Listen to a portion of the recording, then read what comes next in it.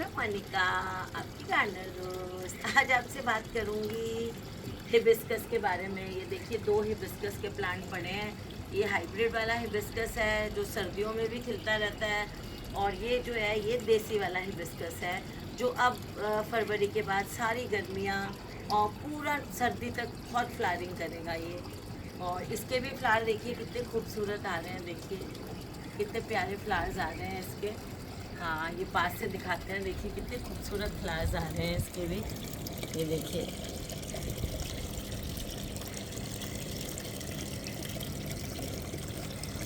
ये देखिए कितने सुंदर फ्लावर्स आ रहे हैं, है ना। तो अब हमें क्या करना है, देसी वाला जो हमारा हिबिस्कस है उसको अब हमने तैयार करना है। इस हिबिस्कस को हमने अभी तैयार करना है अपने फ्लावरिंग के लिए, अभी गर्मियों में जो इसने फ्लावरिंग करनी है। तो चलिए इस पे अब हमें क्या काम करना है उस पे अब हम बात करते हैं। तो ये बंद कर देती हूँ, देखिए कि कैसा लग रहा है, आप लोग ये कमेंट करके मुझे बताइएगा।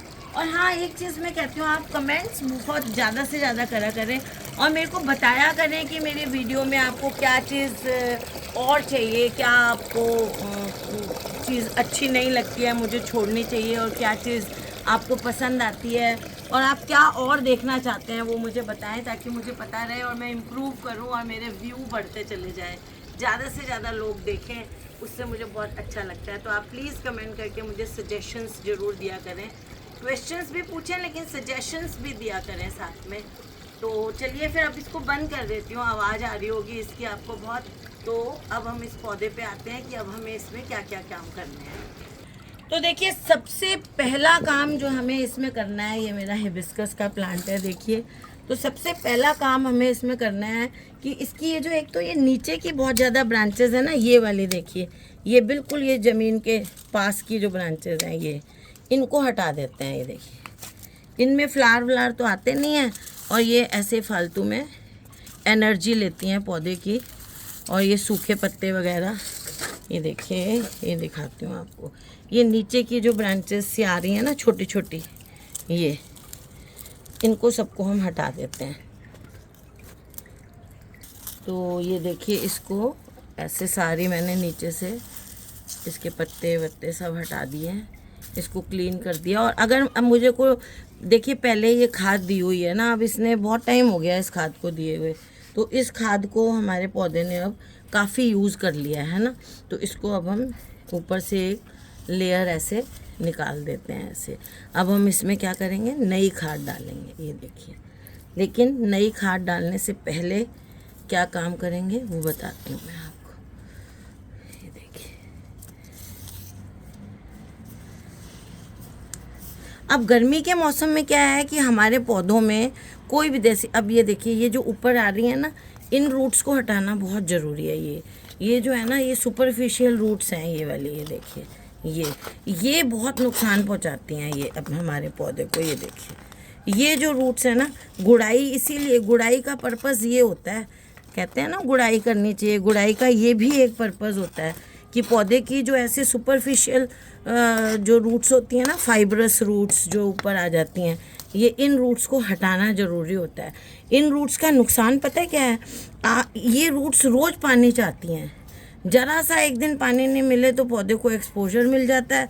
और क्या है, ये रूट्स जब होती हैं ऊपर पानी मिल जाता है और खाना ये एब्जॉर्ब कर लेती हैं, तो जो नीचे वाली जड़ें जिनका बढ़ना पौधे के लिए बहुत ज़रूरी है वो बढ़ती ही नहीं है। पौधा इन पर ही काम चलाना शुरू, जैसे कोई सोचे कि कोई बच्चा जो है वो अपना जंक फूड पे ही खाना अपना ज़िंदा रहना शुरू कर दे, है ना, वो कोशिश ही नहीं करे कि उसको अच्छा न्यूट्रिशियस खाना खाए, वो वाली बात हो जाएगी। कि इसलिए इन जड़ों को ये ऐसे हटाना बहुत ज़रूरी होता है। और गर्मी में क्या होता है, आपको एक बात बताऊं कि गर्मी में ये ऊपर का जो जगह होती है ना, ये ज़्यादा होनी चाहिए ताकि ज़्यादा पानी हम जब भी दें गमले में आए। ऊपर और सर्दियों में थोड़ी होनी चाहिए ताकि हम ज़्यादा पानी नहीं दे सकें। तो जब सर्दियां आती हैं ना, तब आप थोड़ी सी खाद या मिट्टी ऐसी डालें जो हम अगस्त में खाद डालते हैं, वो डालने के बाद हमें ऊपर की जगह कम छोड़नी चाहिए ताकि कम पानी दे सकें हम सर्दियों में पौधे को। और जब अभी वाली खाद डालते हैं वो डालने के बाद नीचे की जगह जो है वो वो कर देनी चाहिए हमें, बड़ी ज़्यादा कर देनी चाहिए, गहरी 1-1.5 इंच कर देनी चाहिए, ताकि अच्छी तरह पाए। ये देखिए ये ऊपर की ये सुपरफिशियल जड़ें हमने गुलाब में भी काटनी चाहिए, ये हमें नींबू वगैरह में भी काट देनी चाहिए। ये ऊपर की ये अच्छी नहीं होती हैं। अच्छा, इस टाइम ये बहुत अच्छा टाइम है कि अगर आपका जो पौधा है वो रूट बाउंड हो रहा है, आपका अगर हिबिस्कस रूट बाउंड हो रहा है, आपको लग रहा है कि गमले के नीचे से जो है वो यहाँ बॉटम होल में आप देखना जैसे इसमें कुछ नहीं है, यहाँ बॉटम होल पे आप ऐसे हाथ लगाएंगे ना, अभी मैं इसका नहीं दिखा सकती, बहुत बड़ा गमला है, मैंने चेक कर लिया, बॉटम होल से जड़ें नहीं निकली हुई होनी चाहिए, छोटी छोटी फाइबर जैसी। अगर निकल रही हैं तो आपका पौधा रूट बाउंड है। तो ये पौधा अभी रूट बाउंड नहीं है। रूट बाउंड पौधे की एक और पहचान होती है, उसकी पत्तियाँ छोटी होनी शुरू हो जाती हैं और आप पानी देंगे और अगले दिन ही पानी सूख जाता है, गमले की मिट्टी जो है वो गीली नहीं रहती ज़्यादा टाइम तक। तो ये पहचान होती है। जैसे आपने आज पानी दिया, शाम तक फिर पत्तियां लटक जाएंगी, मुरझा जाएंगी, बार बार पानी देते रहो, पौधा बार बार मुरझाता रहता है, तो वो रूट बाउंड पौधा होता है। तो चलिए अब हमने कर दिया। अब हम क्या करेंगे, इसकी प्रूनिंग करनी है हमें, क्योंकि अब इसका ग्रोइंग टाइम आ रहा है। देखिए अभी थोड़ी सी ग्रोथ भी होनी शुरू हो गई है, मुझे इससे भी पहले इसकी प्रूनिंग कर देती तो और अच्छा था, लेकिन अभी भी कुछ नहीं गया है। अब इसकी मेरे को प्रूनिंग करनी है, देखिए। और प्रूनिंग आप देखिए मैं कितनी कर रही हूँ, इतनी बस, इससे ज़्यादा नहीं करनी है। अगर ज़मीन पे है तो आप थोड़ी सी ज़्यादा कर सकते हैं, 5-6 इंच तक कर सकते हैं, लेकिन जो पौधा गमले में है उसकी आपको प्रूनिंग बहुत ज़्यादा नहीं करनी है। और ये प्रूनिंग हम क्यों करते हैं कि प्रूनिंग करने से क्या होता है कि जो नई ग्रोथ आती है ना, वो उसमें हर नई ब्रांच के टिप पे फूल लगता है। तो प्रूनिंग करेंगे तो उतनी ज़्यादा ब्रांचेस आएंगी, और जितनी ज़्यादा ब्रांचेस आएंगी उतने फ्लावर्स ज़्यादा लगेंगे। तो देखिए इसकी थोड़ी थोड़ी सारे पौधे की हमने प्रूनिंग कर दी।